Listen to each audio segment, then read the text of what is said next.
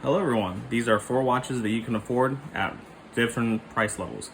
First up is the Vostok Vivia. You can get these for a couple $100s. They're not too expensive. Pros, they're really cool looking design, have a lot of charm, a lot of character. You know, they'll do relative one really just fine. They're pretty bulletproof, not literally. But yeah, cons though. The bezel is not really a bezel. It doesn't really serve no purpose. It's kind of an aesthetic piece. Other con, this came with a really terrible strap.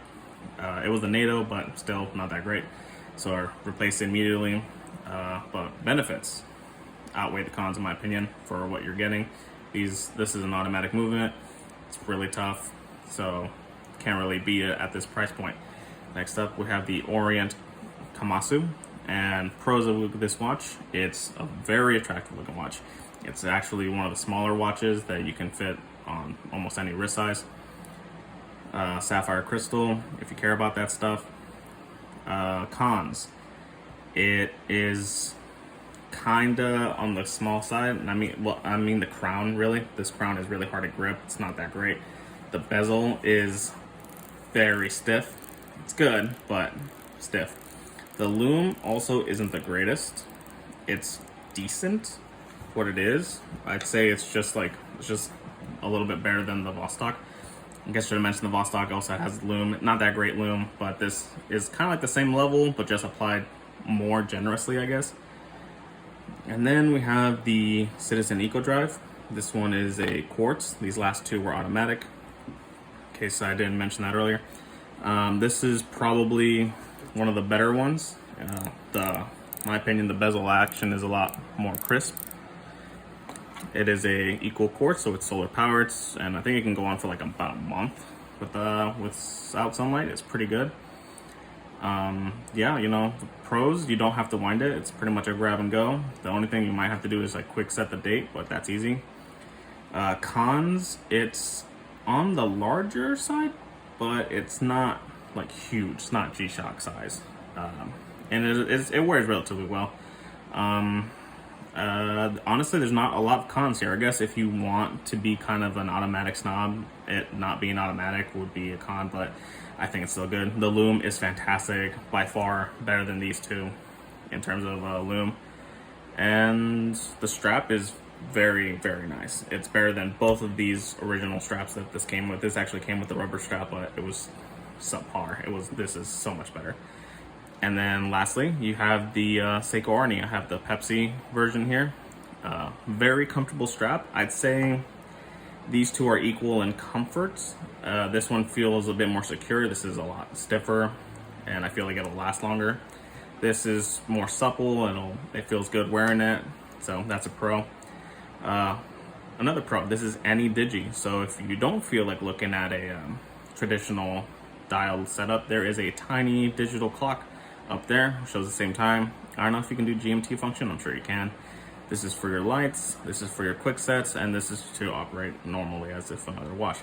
Bezel action here, also very crisp, but there is alignment issues. The QC on Seiko's aren't as good compared to Citizen, in my opinion. So that is a con. In my opinion, you will get like some QC issues. Oh, bezel play. Compared to everything here, the Citizen has the best bezel. It has hardly any play backwards. Maybe next would be the Orient, but the Orient still hasn't back play, and the worst obviously is the Amphibia. But yeah, in terms of, coolness factor, I'd say this is pretty up there. It's a classic looking watch. It has a lot of charm, gets a lot of wrist time. Then definitely the Seiko Arni. If you're a fan of Arnold's movies like Predator and Commando, then this watch is pretty much the one he was wearing. Not exactly, obviously, but it's the same style, same model. But in terms of functionality, in terms of the best daily wearer, I have to take it to the Citizen EcoDrive. I mean, it's very classy looking. The lume is great. It's a grab and go. It's awesome, honestly, right out of the box. Like, this is my go-to if I ever need to go to to a lake or somewhere, nice. This would be my go-to. These are more so stylish pieces, and this is well, this is a fanboy piece, but it works just as well. And I guess the reason I put the Citizen over the Seiko is the Seiko is really, really thick. It hits everything when I'm walking around. So I mean, if that bothers you, it bothers me to an extent, just because I don't want to like think about the stuff that I'm wearing as much. But you know, I guess that's why people get like G-Shocks and like cheap Casios and whatnot. But yeah, it's definitely the best. This one for daily wear. I don't know the price range for most of these. I mean, this one's definitely under.